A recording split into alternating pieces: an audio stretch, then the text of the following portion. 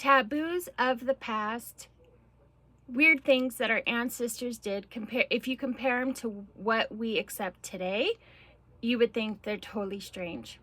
So, are you ready to dive in?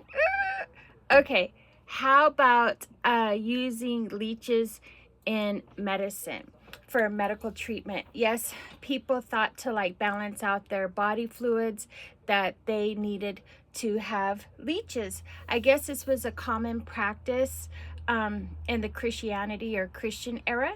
This strange form of treatment involved placing leeches on various parts of your body and with the goal of balancing your body fluids and treating other medical issues. Ugh, I just couldn't imagine those. Also, sending children through the mail. Are you kidding me right now? Sending children through the mail. Did you know it was legal to mail children through the postal system in the beginning of the 20th century, that kids would sometimes have stamps attached to their clothes so they would be sent off to see relatives and family members? I know that this is from what I understand of my family, that we had an uncle that was placed, but it was not really an uncle, but we had a little boy that was placed on my grandma's doorstep, and she took care of him, and then they grew up like my dad's brother, and when years went past, they became like my own uncle. So it's like, and that, isn't that just weird? But yeah, sending children through the mail.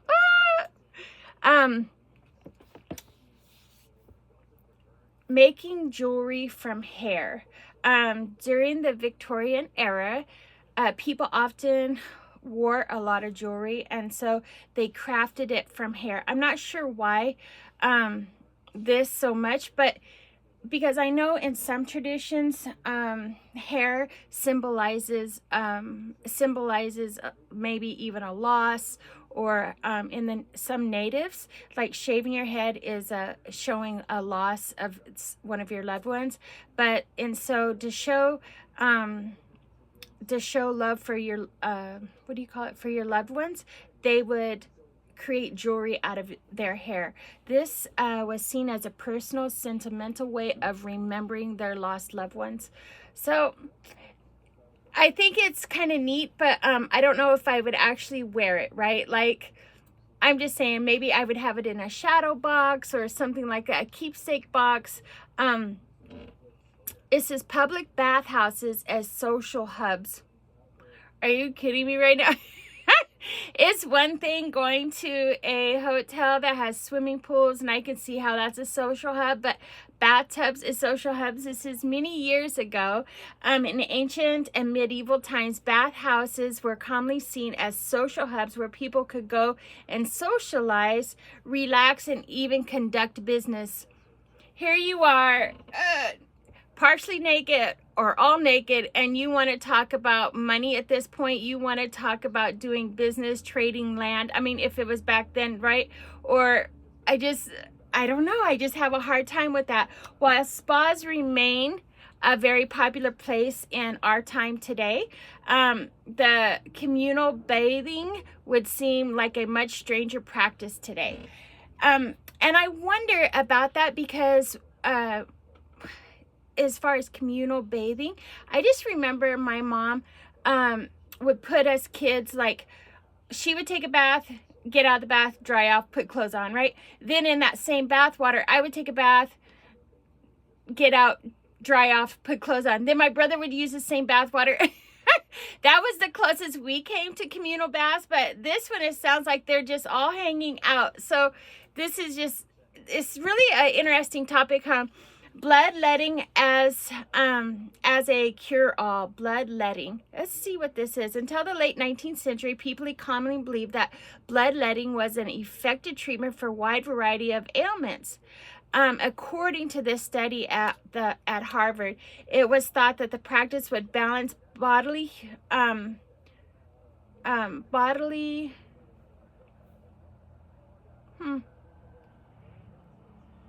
they say it helps with like, it says humors, and I'm not sure what that means, and help one achieve a healthier state. I really don't understand that as well. I'm gonna also, while we're here, I'm gonna see what that definition is. Blood, whoops, bloodletting definition. Let's see what that is. The surgical removal of some patients' blood for therapeutic purposes. The violent killing and wounding of people during a war or a conflict. The surgical removal of patients' blood. Okay, so they said it would help people achieve a healthier state. I don't know. Usually, if we are losing blood, we're trying to, they give us snacks and this and that so we can rebuild our blood and stuff. So I'm not understanding how this is. So yes, this is true that this is a rare, we would see these as weird things that our ancestors did. Carrying nosegays to mask odors. What are nosegays? Towns and cities of the past were always the nicest places to be. In fact, they could be so smelly that it was common for people to carry around small bouquets of flowers called nosegays to counteract the stench. Oh, so they just, here, let's just have flowers. Oh, that's pretty cool though. But, I know, like, where we live, you have like the pastures and like cows, animals. Even if you put Vicks or something under your nose, like, just saying, that also helps. But that's awesome. So back in the day, that's what they used to do. Nosegays, they're little bouquets of flowers. That's pretty cool to know, huh? Oh my goodness. This is like so male oriented. They're dueling to solve a conflict. I'm glad our communication is way different now, but people used to duel with swords to resolve a conflict. And it says, while today we may resolve conflicts through discussion or even legal action, until the 19th century, it was common for many people around the world to resolve disputes through dueling. Dispute the practice, often violent nature, it was viewed as a matter of honor between gentlemen. Or maybe it's also, maybe that's where the phrase, you want to take it outside then, would actually come from, like dueling from outside. Because nowadays, or back in 80s, 90s, you would hear guys go, oh really, you want to take it outside? So maybe that's where it stemmed from, just saying.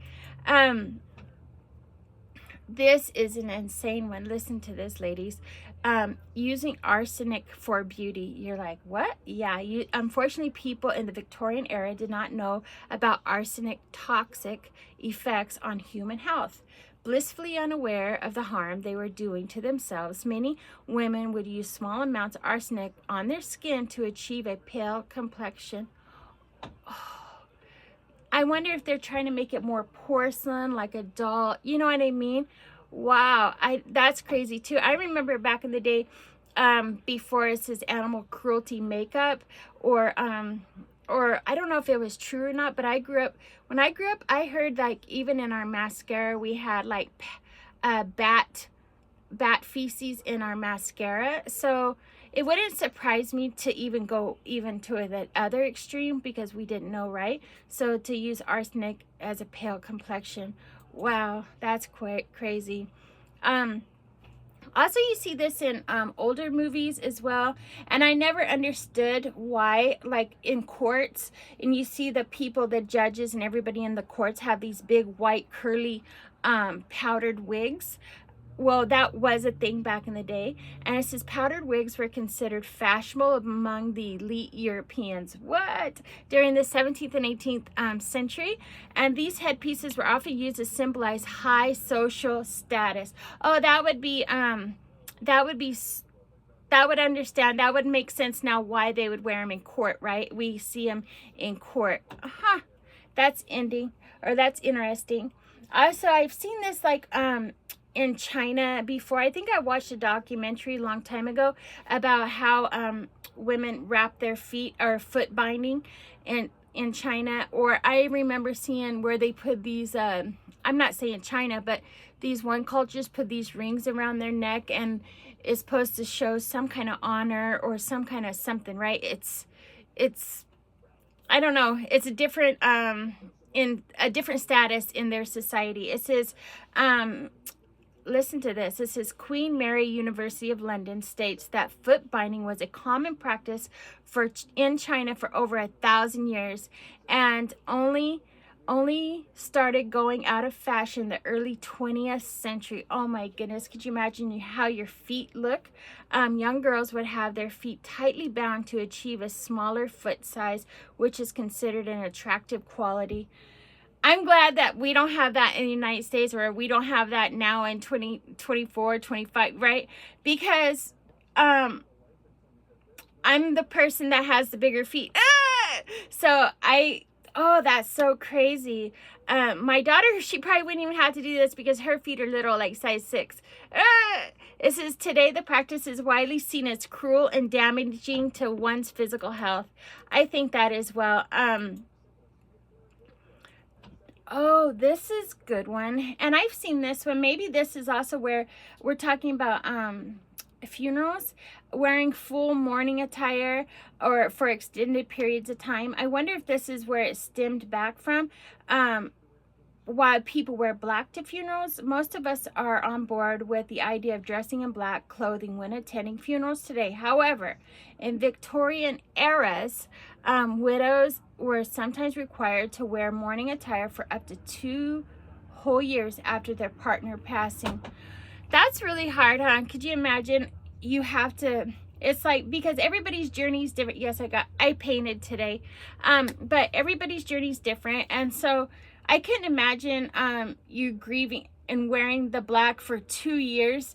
So sometimes it doesn't take people 2 years to grieve. Sometimes it does take people way more than 2 years to grieve. But I was just like, that's interesting too. But if you can think of any other kind of things that our ancestors did, or maybe your grandparents or your great-grandparents did, as far as culture goes, put your comments in. We'd love to hear from you. And if you haven't joined our community, please do so. We would love to have you. Just click the subscribe button, and I will see you on the next video.